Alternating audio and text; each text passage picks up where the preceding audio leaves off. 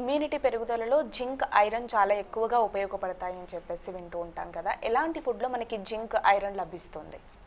Zinc, iron రెండు కూడా మినరల్సేనండి.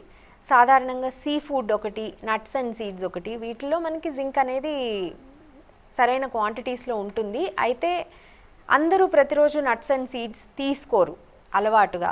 అదొక్కటి అలవాటు చేసుకుంటే, అది కూడా మనము ఏ నట్స్ అండ్ సీడ్స్ అందుబాటులో ఉంటే అలాంటివి తీసుకోవచ్చు. ప్రత్యేకించి ఒకటే దాంట్లో ఎక్కువ ఉంటుంది అలా అని కాదు. ఎటువంటి ఫుడ్ అయినా సరే ఆ ఫుడ్ గ్రూప్లో రకరకాల వెరైటీ ఉన్నటువంటివి తీసుకున్నట్టయితే, ఈ నట్స్ అండ్ సీడ్స్లో కూడా సీడ్స్లో చూసినట్టయితే మన అవిసె గింజలు కానీ, సెసమీ సీడ్స్ అంటే నువ్వులు కానీ ఇట్లాంటివి ఇంక్లూడ్ చేసుకోవటము. అండ్ నట్స్లో వచ్చేసి పీనట్స్ అంటే పల్లీలు కానీ, ఆల్మండ్స్ కానీ, అక్రోట్ కానీ, పిస్తా కానీ, క్యాష్యూస్ కానీ ఇట్లాంటివన్నీ ఇంక్లూడ్ చేసుకోవటము.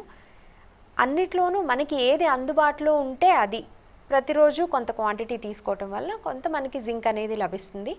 అలాగే ఐరన్ వచ్చేసి ఆకుకూరలు కానీ, మీట్ తినే వాళ్ళైతే రెడ్ మీట్ నుంచి మనకి గుడ్ క్వాంటిటీ ఆఫ్ ఐరన్ లభిస్తుంది.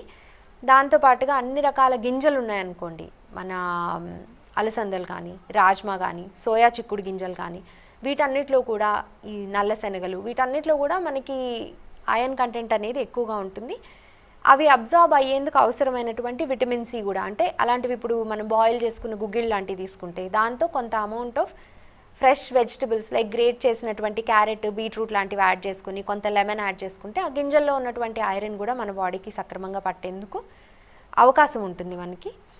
ఈ జింక్, ఐరన్ డెఫిషియన్సీస్ ఉన్నట్టయితే కనుక దానికి తగ్గట్టు డాక్టర్ సలహాతో మాత్రం సప్లిమెంట్స్ తీసుకోవాలి.